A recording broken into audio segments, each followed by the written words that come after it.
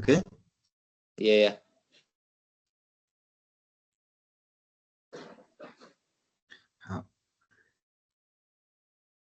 Hello, good afternoon. So actually we will present the containerization and virtual machines, and our presentation will be done in 3 parts. The first part will be presented by me, Abdurrahman, and the second part will be presented by Sabrina, and the last part will be presented by ABDISALAN. So first of all, my name is Abdurrahman, and I will let Sabrina to present herself. Let's go, Sabrina.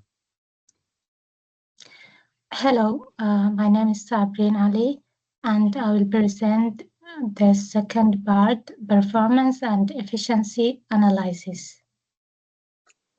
Hello, my name is ABDISALAN SHAKUL, and I'm presenting the security and case studies and the conclusion as well. Okay. So let's deep to our presentation.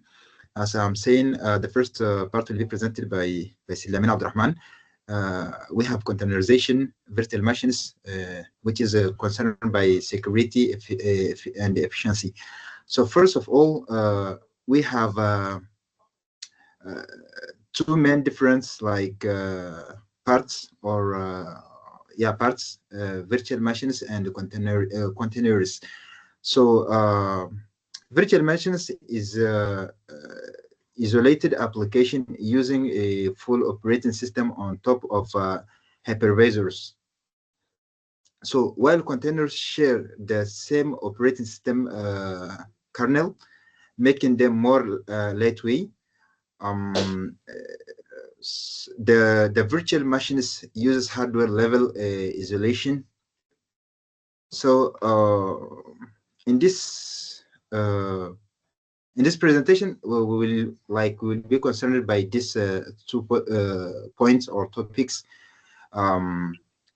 First of all, both virtual machines and containers technology are essential in cloud system. They run application in isolated environments, but achieve isolation differently. Virtual machines uses hardware level isolation, as I say, and the containers isolation process at the operating system level. The difference affects speed, resource usage, and security. So first of all, we have virtual machines which runs on a hyper, and each virtual machine has its own guest operating system, making isolation strong but resource heavy. So about containers, we have they share the host. They share the host operating system kernel, making them lightweight and fast. Tools like Docker and Kubernetes manage containers. So in our figures, as you can see, we have the virtual machines architecture and the containers architecture. First of all, let me try to explain a little bit like each figure.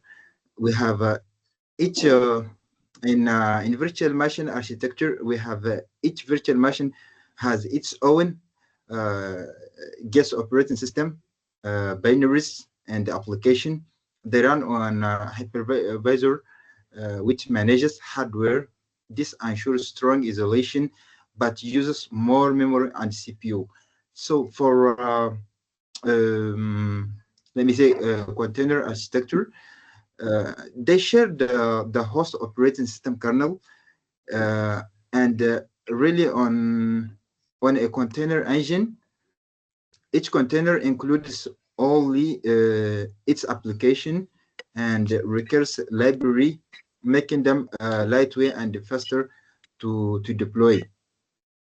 So virtual machine, in conclusion, I can say that virtual machine provide a strong isolation and security, but are heavy and slow to start, and the containers are fast and efficient but really on the same operating system kernel, increasing some security risks. So thank you. This is the first tasks concerning the containerization and virtual machines. So I will let Sabrina to continue on the second task.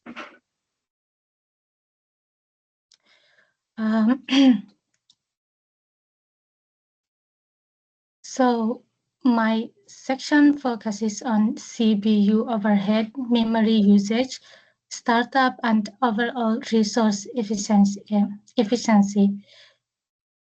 CPU and performance overhead. Containers introduce very low CPU overhead because they run directly on the host kernel without hardware evaluation. Virtual machines or VMS need hypervisor processing, which adds extra CPU cost. According to studies, containers usually have 0 to 5% CPU overhead. VMS typically have 5 to 20% overhead.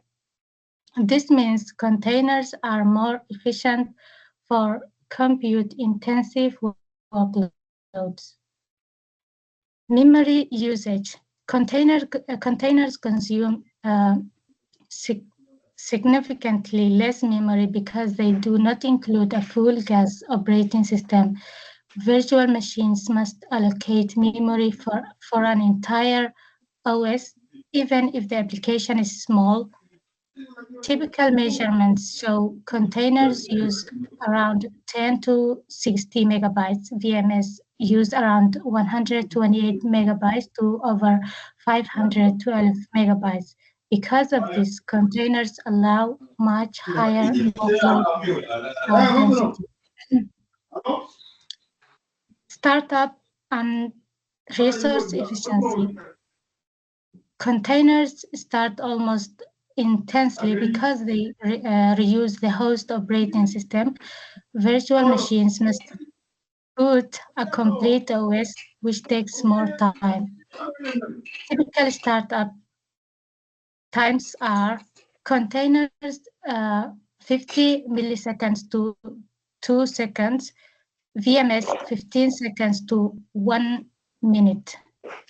This fast startup makes containers ideal for scaling microservice and automated deployments.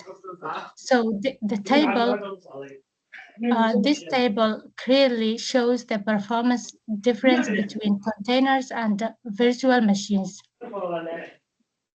And about the diagram compares CPU overhead, memory usage, and the startup time.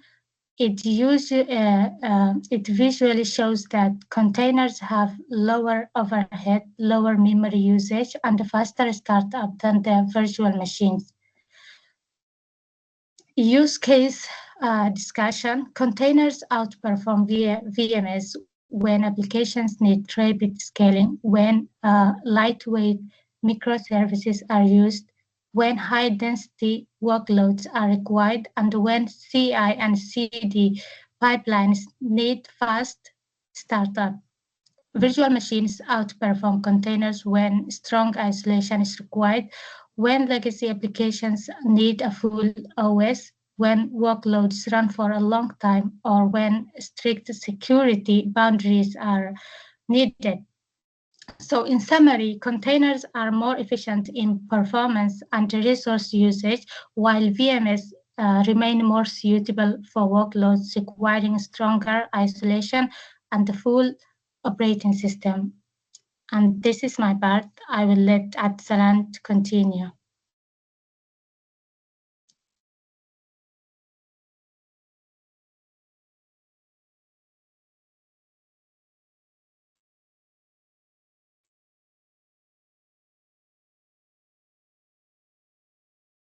You are muted. We cannot hear you. Okay. Sorry. Yeah, my name is ABDISALAN ABDISHAKUL, presenting the security and the case studies. So on the performance, On the performance, we saw that the containers are best when it comes to performance and when it comes to the speed and density. But when it comes to security, the story changes. So, like, there are two real-world examples. First, the run C vulnerability. This was a critical flaw in the container runtime itself. An attacker could break out of container and take over the host kernel. This is because containers share the host kernel. One flaw can risk all containers on the system, on that system. Now, secondly, we have the Docker daemon misconfiguration. If someone accidentally gives users access to the Docker socket, that user can escalate to root on the host. Mount the host entire file system inside a container. Now, these aren't just theoretical, they happen. They show that containers trade some isolation for efficiency. Now for the conclusion part, what the key takeaway from this article is, if you need speed, scalability, density, containers are good for you.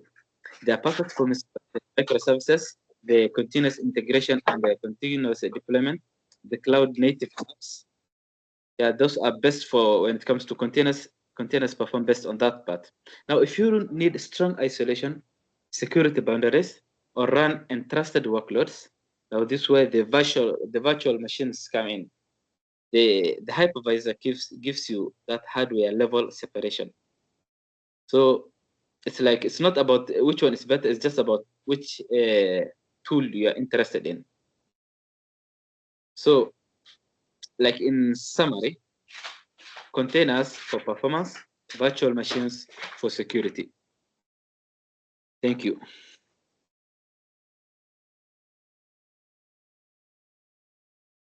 Yep, we are done.